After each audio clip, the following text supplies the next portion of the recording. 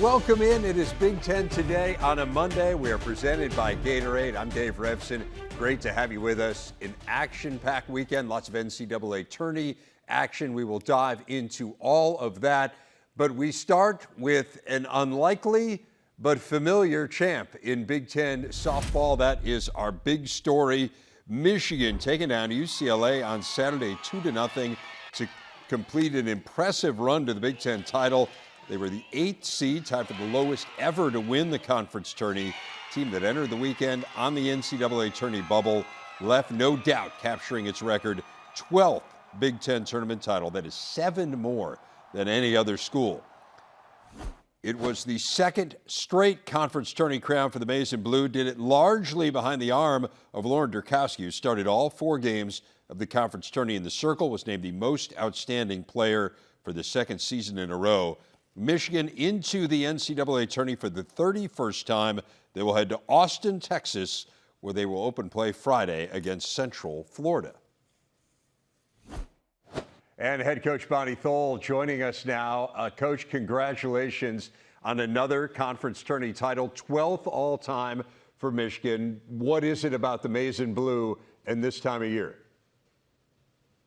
Well, Michigan, we have championship in our DNA, that's for sure. That started with the people that came before us, with Coach Hutch and all the great, talented women that won championships here in the past. And so we are just on their shoulders. And I have a group from last year that won the Big Ten tourney title. And so we're fortunate to continue on with the tradition. And, you know, things didn't necessarily go our way early in the regular season, but once you have that tournament championship experience, you lean into that a little bit more, and you have a little bit more belief when it becomes turning time. And as we were saying right now we go. Well, that's what's interesting to me. You talked about that it didn't go that well earlier in the season. This probably would not have been a tourney team had you not made the great run here. And I don't know if you had to win the Big Ten tourney, but you certainly had to do well in the Big Ten tourney to make it to the NCAAs. An 8 seed is tied for the lowest ever to win this Big Ten tournament. What was your message to this team as you found yourself, maybe for Michigan, in a little bit of an unfamiliar spot, needing to really prove yourselves in the conference tourney? Well, we had a really tough April in our opponents when you look at who we had to play, Oregon, UCLA, Ohio State. But we just kept, as a staff, dealing belief and dealing hope.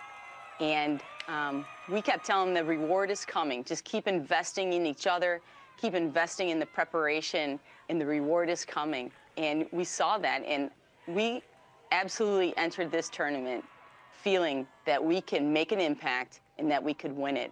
And it started with our upperclassmen. They led the way. I asked them to continue to deal hope as well, and to be who they were, and to be the leaders that they've shown all year long. And that things were going to bounce our way. We were going to make the plays and play some clean softball and have some terrific pitching performances in the circle, starting with Lauren Durkowski. Yeah, I wanted to ask you about Lauren Durkowski. You're talking about the upperclassmen and the impact they made, and she's just been phenomenal for Michigan in these 4 years at her time in Ann Arbor. It's the 2nd straight year she's been named the most outstanding player of this tournament. Help people understand what Lauren Durkowski has meant to Michigan softball. Well, we've given her the ball the past 3 years, and we said, you lead us. And she has done nothing but shouldered all that responsibility, and she has led the way. She's been fireball. She's been somebody who's tried to elevate her game, and has certainly elevated her game in every year that she's been in a Michigan uniform. And she likes the ball in her hand, and she knows now when it's time to go. She's going to give it every ounce of energy that she has and every competitiveness that she has until it's time to pass the ball on to her teammate, Erin Hain. Yeah, that 1-2 punch was phenomenal this weekend. You know, I think it's really interesting as you head into the NCAAs. One of the things we were talking about this weekend in kind of our post-game show after you guys won and beat UCLA was this time of year, particularly when you're not the 1 seed in a regional, you know that you're going to have to knock off some top-level teams.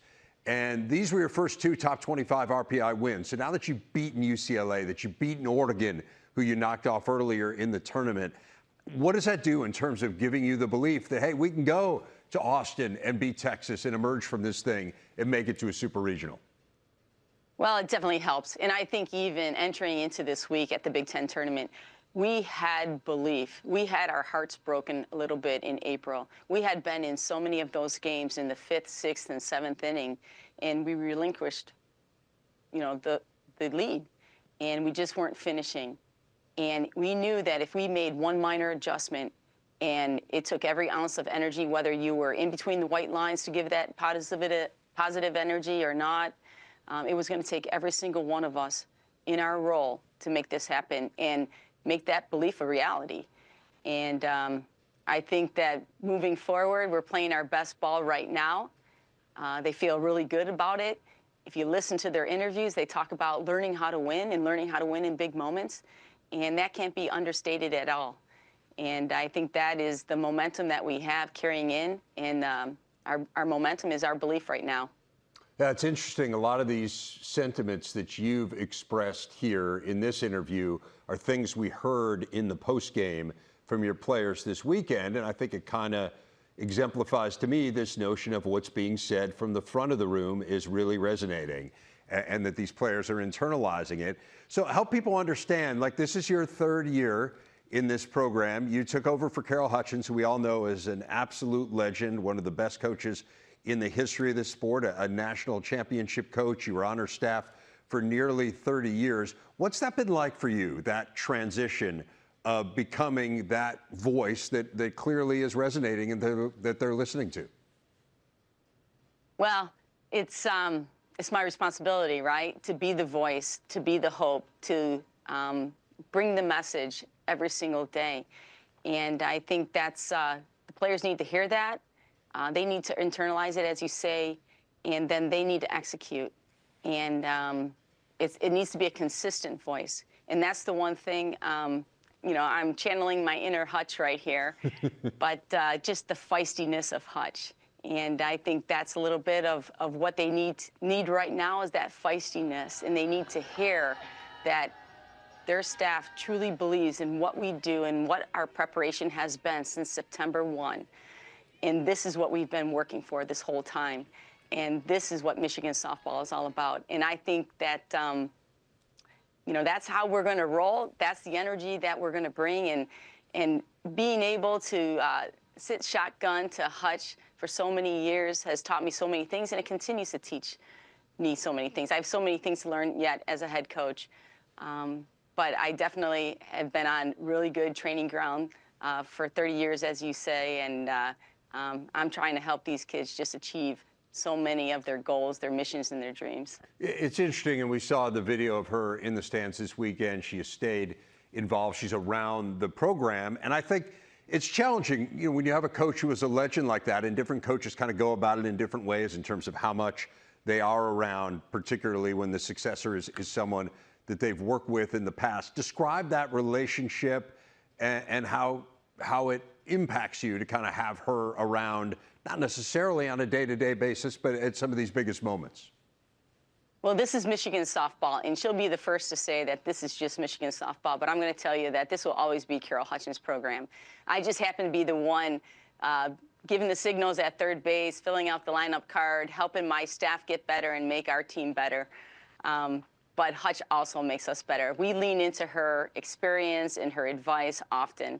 And so having her around is just a boost for all of us, because we know we have her in our back pocket. Anytime we need a little bit of inspiration, Hutch is there to give it to us. And I wouldn't have it any other way. Yeah, it's interesting. You obviously grew up in this program. You were a great player, 4-time All Big Ten player. So it's personal, right, when it's your alma mater. Maybe it's a little bit different than it is with some other people.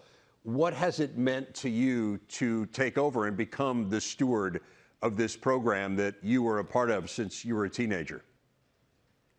Well, it's a feeling you can't necessarily describe in words, other than, first you become a part of Michigan, and Michigan becomes a part of you, and that's really what this whole experience has been for me.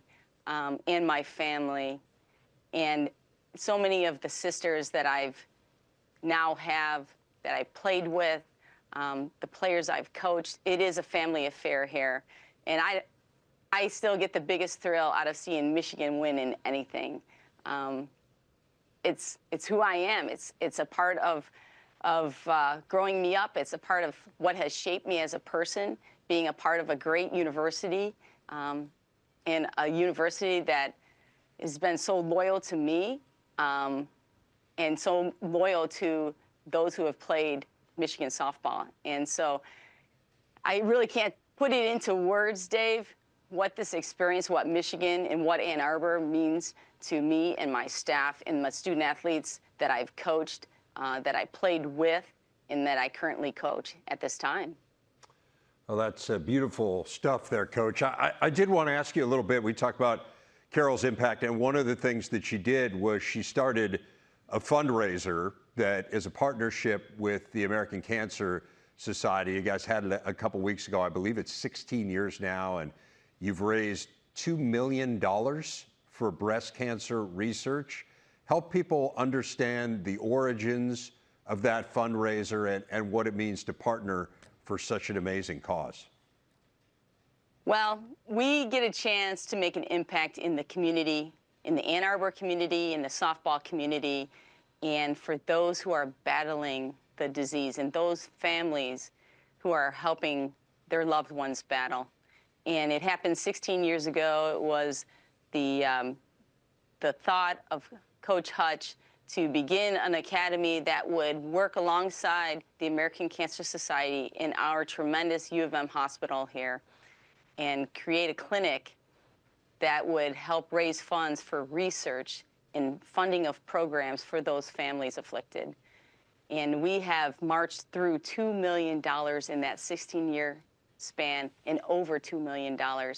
And I can tell you that every May or late April, depending on what our very last weekend of play is, we will host an on-field clinic where the community has an opportunity to interact with our own student athletes, learn a little softball, but really get a chance to spend time with our outstanding student athletes and raise money, all for the fight against breast cancer, all to make sure that more people celebrate more birthdays, because cancer is bigger than any game we ever win. That's the game we want to win. We want to eradicate cancer and allow people to enjoy their families year after year after year without worry. And the fact that we had so many people who are involved in our committee, so many people who are willing to come out and be loyal participants and sponsors of our event. This year we raised nearly $200,000 in that one evening. Wow. Well, Coach, as you say, that's the big game. I do want to get into the small game before we let you go, and this little matter of the NCAA tournament. First opponent is UCF. Give us a quick scouting report, what you've gleaned on them since the bracket came out. Well, they're the number 2 seed in our regional. They're in Austin, Texas. And I told the team last night that we're going to be uber focused on UCF and what we can do to beat them. We're going to do our scouting right now. They're a team very similar to us. They pitch well, they play defense well, and they've had quite a tradition here over the last 10 years of success. And so we're familiar with them because we've played them a bit in the last 4 or 5 years. And today we're just getting more familiar as we continue to scout through it. We expect it to be a battle. And they've done a nice job now in the Big 12 Conference. And we're going to be really focused on our first opponent, which is midday on Friday. And it's the job of myself and my staff to look forward and get the scouting done for all the other opponents in that regional. But we're going to take this one pitch at a time, as Coach Hutch says, and we're going to bring our best effort every single inning, every single game. Well, I'd say whatever message you gave them before the Big Ten tournament, just recycle that one, Coach, because it worked pretty well. Bonnie Tholl, head coach of Michigan. Coach, congratulations on another Big Ten tournament championship. Really a pleasure to visit with you. Thanks for your time. Thanks, Dave.